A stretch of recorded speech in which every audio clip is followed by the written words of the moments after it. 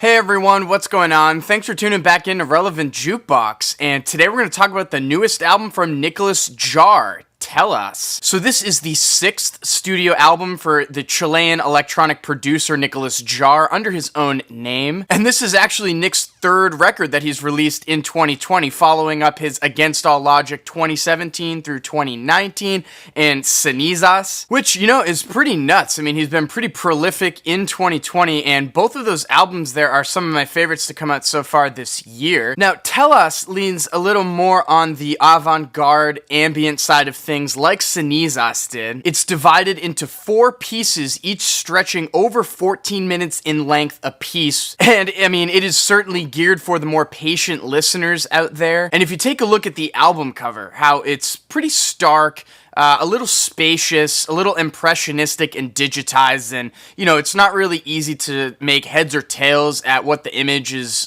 really saying. This is one of those cases, in my opinion, where the album cover here accurately depicts what the music sounds like, which overall, is very fluid and jittery sounding. There's also a lot of interesting percussion on here that sounds like he could have sampled himself just whacking a wooden table at times or something. There's also a lot of acoustic guitar that gets woven in here, sort of like what you heard on Cenizas, and all of the little digital textures that present themselves throughout this entire listening experience are very prickly. A lot of the structures of these pieces as well are very formless. Nick puts a lot of emphasis on the sound design, and to be honest, some of the pacing on here on these cuts can be a little patience testing. Like on the opening cut, for example, it has a really interesting and immediate start right out of the gate, but I feel like by the time I've gotten towards the end of the 16-minute runtime, I don't really recall how I got there, especially when he starts whispering towards the end of the track. I honestly can't help but feel like some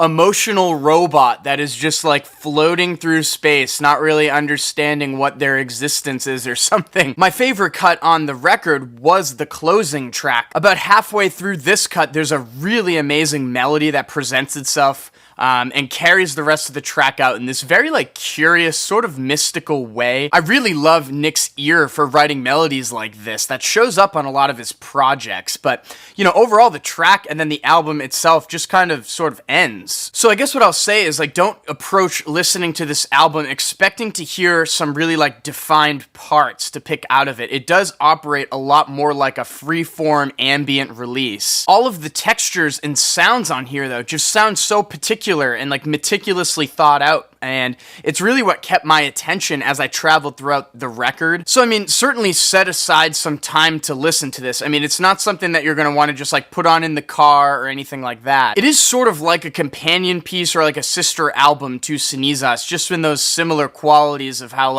avant-garde it is and some of the sound textures that are used. So if you did enjoy Cenizas, I think you're going to dig this one, but if Cenizas was not your thing, I don't really think Telas is going to be your thing. But for me, I really enjoy this kind of stuff. It makes my brain focus when I'm listening to it. So I did enjoy it as much as Cenizas. And with that being said, I'm feeling an 8 over here on Telas. There is no physical releases of this just yet, but I guess stay tuned. Maybe it'll pop up on other people sometime in the future. And if you gave Telas a listen, let me know what you thought about it down in the comments below. And as always, guys, thank you for watching. Make sure to like and share. And if you want more content from me, hit that subscribe button. Peace.